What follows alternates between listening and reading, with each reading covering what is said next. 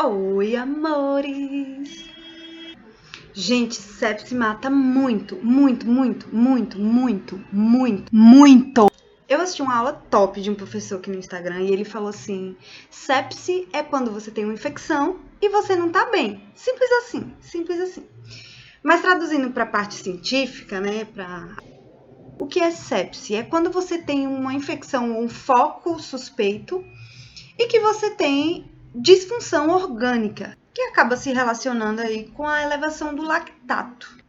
O lactato é a forma ionizada do ácido lático, que é esse compostozinho que lindo e maravilhoso. E ele vai começar a se elevar no organismo da gente quando a gente começar a ter metabolismo anaeróbio. E o que quer dizer isso? Quando a gente está tendo uma resposta inflamatória sistêmica, né? Ou seja, nesse caso que a gente está falando de sepse, a gente tem uma resposta, né, inflamatória a essa infecção, a gente começa a acelerar o nosso metabolismo e começa a demandar bastante oxigênio. Quando começa a ter um desequilíbrio, né, dessa oferta e demanda de oxigênio, a gente começa a ter esse metabolismo anaeróbio para o nosso corpo prover mais oferta de oxigênio para essa demanda alta que está tendo. E aí, com esse metabolismo, começa a aparecer a elevação do lactato. Quando o paciente chega mal na emergência, você já tem que suspeitar de sepse. Primeira coisa que tem que pensar é que pode ser sepse. Tem vários exames que vão ajudar, né? Lógico, a gente tem que avaliar o paciente, a equipe médica vai avaliar esse paciente, vai, né, rastrear aí alguns sinais que a gente pode suspeitar de sepse e vão colher vários exames. Tem uma avaliação, o SOFA-Score, que a gente vai ter 6 fatores aí para avaliar sobre as disfunções orgânicas, né, da parte neurológica, respiratória, hepática, hematológica, renal, hemodinâmica, que vão nos ajudar. Só que aí, assim, para avaliar ela de forma completa, a gente precisa esperar esses exames saírem, ver bilirrubina, plaqueta, etc, essas coisas.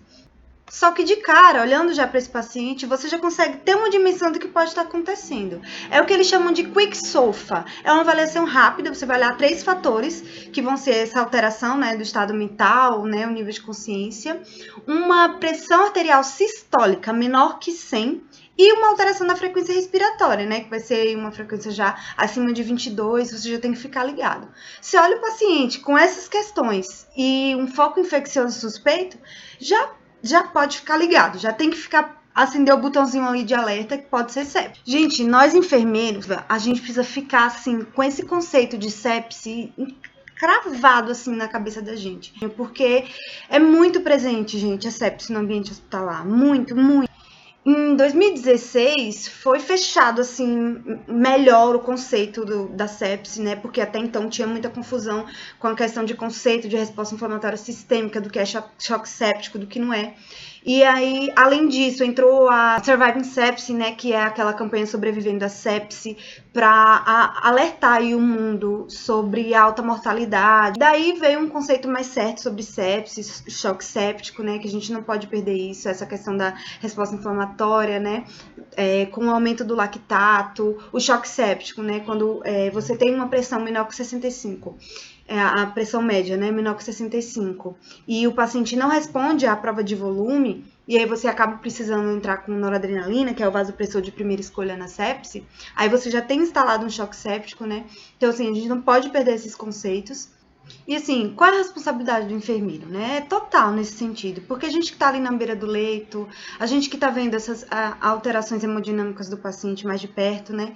Então, assim, a gente tem 1 hora para resolver o problema. As diretrizes mais atuais, né, tinham aquele critério das horas de ouro, que tinha até as 3 horas para resolver os problemas, enfim.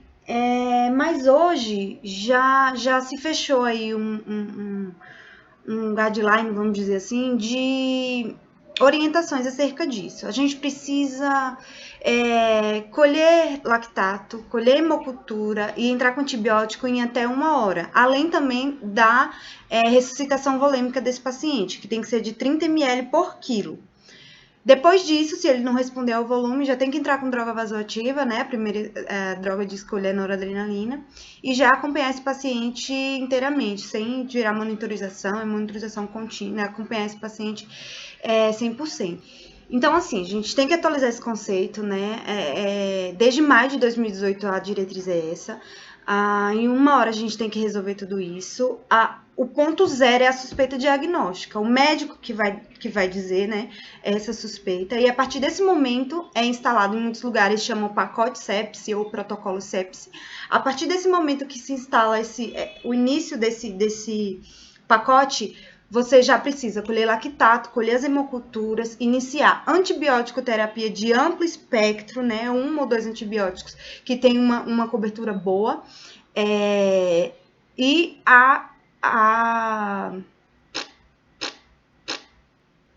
ressuscitação volêmica, né? Após a reavaliação, se o paciente não responder, entra com droga vasoativa, está instalado um choque séptico para o paciente, lembrando, precisa de acesso venoso central. Então, assim, o médico suspeitou, a gente tem o diagnóstico de sepse, não vamos deixar esse paciente piorar a disfunção orgânica. Esse é o foco principal da enfermagem. É a gente correr contra o tempo, tentar completar esse pacote sepse em 1 hora. Infelizmente, no país, nós não temos todos os lugares com essa estrutura. Às vezes, não dá nem para colher uma hemocultura porque não tem frasco para isso. Então, assim, não tem como colher a hemocultura antes de iniciar o antibiótico. Começa o antibiótico, sabe? Vamos priorizar, não deixar esse paciente piorar a disfunção orgânica. E a segunda coisa, vamos pensar sempre que pode ser sepse. Às vezes, o paciente morre e ainda assim não descobriram ainda que era sepse, entendeu? Morre por outras causas e era sepse. Entendeu? Então, não vamos deixar isso acontecer. Chegou na UTI, vamos continuar garantindo esses cuidados, gasometria, lactato, né? Continuar reavaliando isso e buscando as metas, exame de imagem. Muitas vezes vai subir da emergência direto para a UTI, ainda com acesso periférico. Então, priorizar aí esse acesso central por conta da noradrenalina. Garantir aporte de oxigênio. Muitas vezes a gente vai precisar de monitor de débito cardíaco, de monitorização minimamente invasiva, então vai precisar de PAI, precisa já separar material, entendeu? Então, tentar priorizar essas questões de monitorizar o paciente, buscar a maior quantidade de dados que possam nos ajudar a acompanhar esse paciente em sepse, a entender a resposta dele ao volume, entre outras coisas. E assim, outra coisa que é importante frisar, né, passando toda essa questão da admissão do paciente, de agitar essa 1 hora, a partir daí, a gente vai buscar priorizar controle, né, claro, hemodinâmico e tudo mais, mas também de glicemia e realizar controle nutricional. Isso está muito relacionado com mortalidade na sepse. A gente está tendo um metabolismo acelerado, a resposta adrenérgica é elevada, então a glicemia desse paciente vai subir, muitas vezes ele vai precisar de protocolo de insulina endovenoso, então a gente precisa estar atento a isso também. A própria infecção pode ser um fator desencadeante para uma cetoacidose diabética, então pode estar associado a isso também. E garantir a nutrição precoce desse paciente. Às vezes ele fica muito grave, precisa ser entubado, então assim, acaba ficando em jejum por 24, 48 horas. Então pensar sempre, nutrição precoce, não vai entubar esse paciente por agora, já passa um sonda nasoenteral, já visita multiprofissional, já levanta essa questão, não tem como deglutir, já entra com nutrição enteral, não tem como droga vasoativa muito alta, né, que pode dar isquemia das vísceras, então entra com nutrição parenteral, mas enfim, gente, priorizar a nutrição do paciente.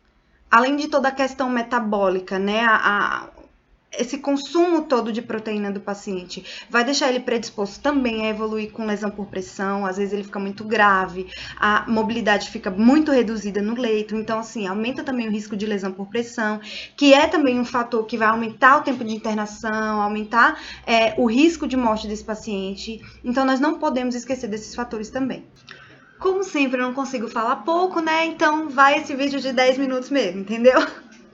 Eu espero que vocês tenham gostado. Semana que vem vai ter neuro, a gente vai falar de paciente neurocrítico e vai ser muito bacana. Até lá, vamos discutir no sepse. Eu espero que vocês tenham gostado. Compartilhe, curta, blá blá blá, aquela coisa toda. Até o próximo. Beijo!